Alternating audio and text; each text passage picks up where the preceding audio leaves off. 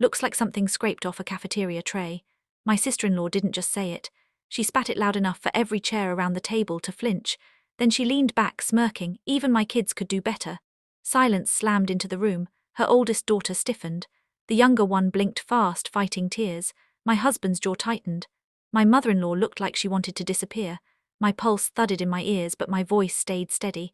I lifted my glass, letting the moment stretch until she felt certain she'd won.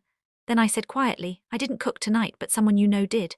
If you had walked into our lives a few years earlier, you might have thought we were one of those calm, well-balanced families you see in neighborhood brochures. A quiet street on the edge of Portland. 2 houses sitting side by side. Kids running back and forth between yards. Dinners shared often enough to feel comforting. From the outside, it all looked effortless. Used to believe that too. Back then, I worked in interior design, picking fabrics and layouts for people who wanted their homes to feel warm. Funny how I could do that for strangers, yet inside my own extended family, warmth was something I was constantly stitching together by hand. My husband, steady and good-hearted, tried to keep the peace. His mother, gentle but growing weaker each year, leaned on us more than she admitted. And then there was his sister, demanding dramatic treating, every gathering like a stage built for her. Convenience, that last part was what slowly unraveled everything. When we first moved in next door to my mother-in-law, I thought it was the perfect setup, close enough to help, far enough to breathe. But the reality was that whenever my sister-in-law visited, she brought her 4 children and immediately drifted off to a screen or a couch, expecting someone else to pick up whatever parenting she dropped, and that someone was almost always me. At first I told myself it wasn't a burden. I loved children, still do. My boys adored their cousins, and I genuinely cared for the 2 younger girls. They clung to me in a way that felt like both trust and longing, the kind that makes you instinctively adjust your voice to be softer, your presence steadier. I didn't question why they needed that so much. I should have. Over time, the routine became a pattern, and the pattern became an expectation. If the kids were loud or messy, I was called. If meals needed cooking, I was asked. If their mother wanted quiet, she slipped away and left them behind, and I, wanting peace, kept saying yes. But saying yes has a cost. That dinner, the one where she insulted a dish she assumed was mine, wasn't the first time she took my kindness and twisted it. It was only the first time she did it so publicly, so proudly with her daughter, sitting right there, absorbing every cruel word. I remember glancing at the younger one that night, watching her shoulders fold inward like she already knew what humiliation tasted like. That was when something shifted in. Quietly at first, like a seam coming loose, but once it started, there was no stitching it back. After that dinner, the air between our 2 houses changed.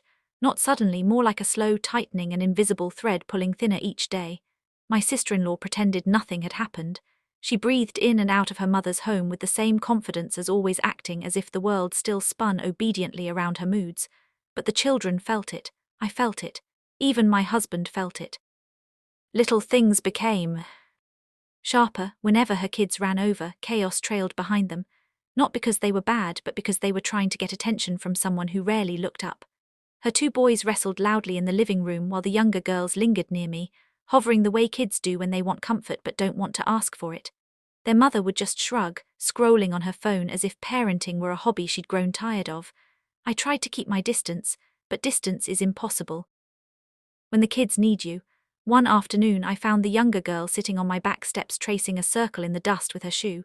She didn't look up when I opened the door. She just whispered, "Do you think Mom was mad at us that night?" The question hit me so hard I forgot how to breathe for a second. Because that night, the dinner, the insult she had no idea the dish she mocked, was the one her daughters had helped prepare. They had spent almost an hour carefully rinsing vegetables, stirring broth, giggling. Every time they splashed water on each other, they were proud, so proud, and she crushed that pride without even looking at them.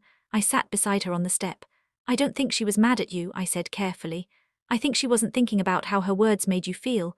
The girl swallowed, blinking hard. "She never does. It wasn't dramatic. It wasn't loud. Just a quiet truth from a child old enough to understand she didn't come first in her mother's world." That evening I told my husband what she said. He rubbed his hands over his face like someone trying to wipe away years of memories where he defended his sister out of habit rather than reason. "It's getting worse," he muttered. "She doesn't even see what she's doing." And then the final shift came. A few days later at school pickup, the younger girl pulled away from her mother and walked straight to me. Her mother didn't notice she was arguing with someone on the phone. When the girl reached me, she held onto my sleeve and whispered, "Can we come to your house tonight? I don't want to mess anything up again." That word again landed like a weight. Humiliation from a parent is one thing, internalizing it is another. Kids shouldn't carry that kind of fear. That was the turning point, not the dinner, not the insult, not even her mother's dismissiveness. It was that quiet plea from a child who no longer believed she could make her own mother happy. And I knew then I couldn't stay neutral anymore. The collapse didn't come with shouting. It came with an announcement dropped casually, the way someone might comment on the weather. My sister-in-law walked into her mother's living room one afternoon, dropped her bag on the floor and said, "I'm getting a divorce. I'll be moving in here next week. The study will be my room. The girls can take the guest space. We'll figure the rest out." Just like that, no discussion, no plan, no concern for anyone but herself. Her mother's mouth fell open. My husband looked like someone had slapped him. The girls froze by the doorway, clutching their backpacks. Then she turned to me, because she always turned to me when she wanted labor disguised as family loyalty. "While I'm here, you'll handle the meals for everyone. Okay, your husband works, I work. Mom's tired, so you can take this on. I'll give you $100 a month. That covers it." The audacity of... It was almost breathtaking. I felt something inside me go still. Not angry, not shocked, just still in a way that meant the ground had shifted for good. "I have my own home to run," I said quietly. "My own children, my own job. I can't take on cooking and cleaning for your household too." She gave a dismissive laugh. "Part-time isn't a real job. You already cook for your family, just make more. It's not that hard, and I'm paying you. You should be grateful." Grateful. The word nearly made me laugh. It was so absurd, so disconnected from reality that it broke whatever fragile thread had kept me accommodating her all these years. My husband stepped forward, then something hard in his voice I'd rarely heard aimed at his sister. "Stop talking to her like she works for you. She's done more for your kids than you have lately." That landed. I saw it on her face. But instead of reflecting, she doubled down, arms folded. "You two are unbelievable. I asked for help for once and you attack me for once." She truly believed that. From that day on, everything spiraled. She moved into her mother's house with piles of boxes, dropping them in hallways, leaving messes everywhere. She disappeared for long stretches, claiming she had things to handle, while the girls sat quietly in the living room, waiting for someone to ask about their day. She came home late, irritated, slamming doors. The boys stayed with their father, which only made her mood worse. I stopped stepping in, not out of spite, out of necessity. Every boundary I set was met with mockery, but I held them anyway. If she wanted meals, she made them. If she wanted childcare, she arranged it. If she wanted quiet, she found it somewhere that didn't involve abandoning her responsibilities. She wasn't used to being told no, especially not by the person she assumed would always absorb her chaos. And as she grew more frustrated, the girls grew more withdrawn. That was when I began taking notes, not to weaponize, not to punish, but to understand the full pattern, a record for myself, a map of how we had arrived at this breaking point, because the truth was becoming clearer by the day. Something was coming, and when it arrived, none of us would be the same. The warning arrived on a grey morning, the kind Portland specializes in. Quiet, heavy, carrying the kind of chill that makes you pause without knowing why. Her mother called me first.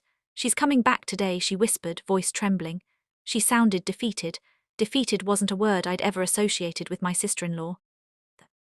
Woman who strutted through every room like she'd been promised ownership of the air itself did not get defeated. She got louder. She got sharper. She got cruel, but defeated never until now. By the time afternoon stretched thin, her car pulled into the driveway. She stepped out slowly, hands shoved into her coat pockets, eyes hollowed out in a way I'd never seen. The two younger girls were inside my house, helping my boys build a cardboard fort safe from whatever emotional storm was about to unfold. I watched from the doorway as she dragged herself toward her mother's front steps. I didn't go to her, not yet. She stood there for a moment as if bracing herself, then walked in without knocking. Seconds later, her mother called me again. "Can you come, please?" I found the two of them in the living room. Her mother sat on the edge of the couch. My sister-in-law stood by the window, arms rigid at her sides, like she was holding herself together through sheer force. "They're gone," she said. Her mother blinked. "Who?" "All of them," her voice cracked. "The boys, the girls, their father has custody now, full custody. They told the judge they didn't want to come back with me." She turned away from the window, then finally looking at us. The expression on her face wasn't anger or pride or even wounded ego. It was something closer to panic. "They said they're happier without me," she whispered. "Happier?" Her mother covered her mouth with shaking hands. I simply stood there, letting the truth settle inside the room like dust on forgotten furniture. My sister-in-law kept talking, voice rising. Their father said he can provide stability, that his place is calmer, that the kids feel more secure there. He told the judge I've been distracted, that I'm overwhelmed. Her mother breathed in shakily. Have you talked to them? They don't want to talk to me, she snapped. They barely looked at me in court. Silence stretched, then she spun toward me as if searching for someone to blame. Is this what you wanted? I didn't answer, not yet. She took a step forward, voice cracking with bitterness. You're always there, always stepping in, always acting like you know my children better than I do. Her mother tried to intervene. Honey, that's not, but she didn't hear anything. She only heard the echo of her own humiliation. You must be thrilled, she hissed, now that they prefer you. Maybe you'd like to raise them yourself. Something inside me snapped at that. Not anger, not defensiveness, something cleaner. Truth, I never wanted to replace you, I said quietly. I wanted them to feel loved. They were loved, she shouted. I stepped forward, then closing the gap between us, lowering my voice in the way you do when you want someone to hear every syllable. Loved, I repeated. Do you remember the dinner? The one where you said the food looked like something scraped off a cafeteria tray? Her face drained. You mocked it, I continued. In front of everyone. In front of your children. You didn't ask who made it, you didn't turn around, you didn't look at their faces. Her jaw twitched. They made that dinner for you, I said softly, your daughters, they were so proud. And you crushed them before they could even hand you the plate. A breath hitched in her throat. Her mother pressed a hand to her chest, whispering, oh, sweetheart. But my sister-in-law only stared at me, stunned, as if hearing the memory for the first time. They told me later, I continued, that they thought they ruined everything. They thought they embarrassed you. They thought they failed. Her eyes glistened. Why didn't you tell me? I tried. For years I tried, but you never listened. Not to me, not to them. She shook her head weakly, stumbling back a step. I was stressed. I was juggling everything. You have no idea. That's true, I said. I don't know everything you were juggling, but I know what they were juggling.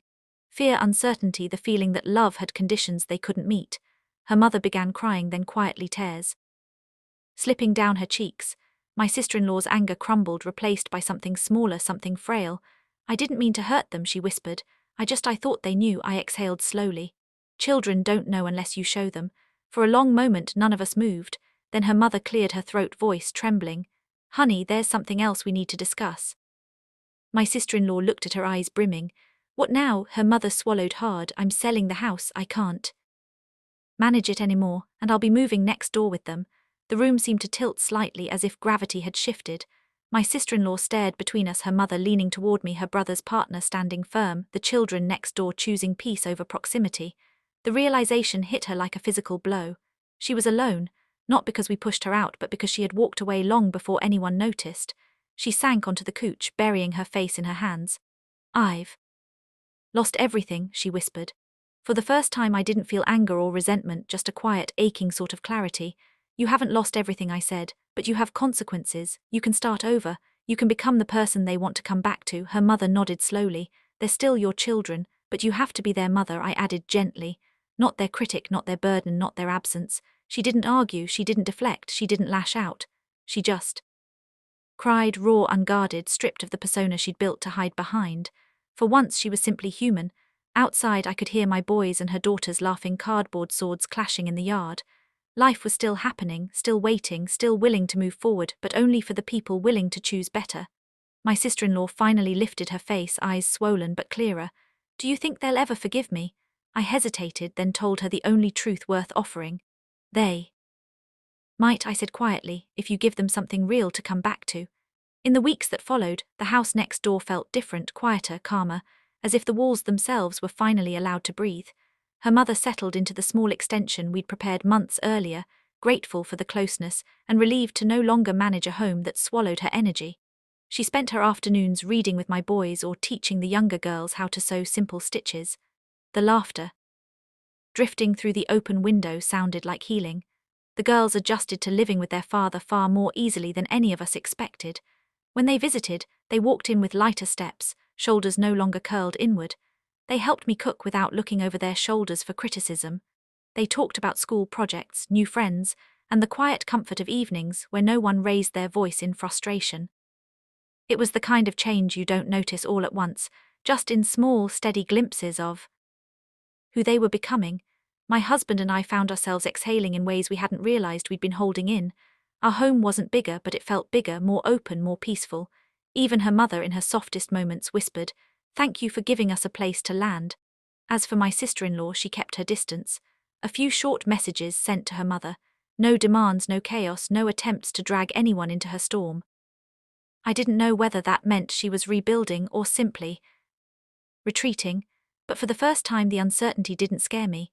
When I look back now, I realize the breaking point wasn't the insult or the silence that followed or even the custody ruling.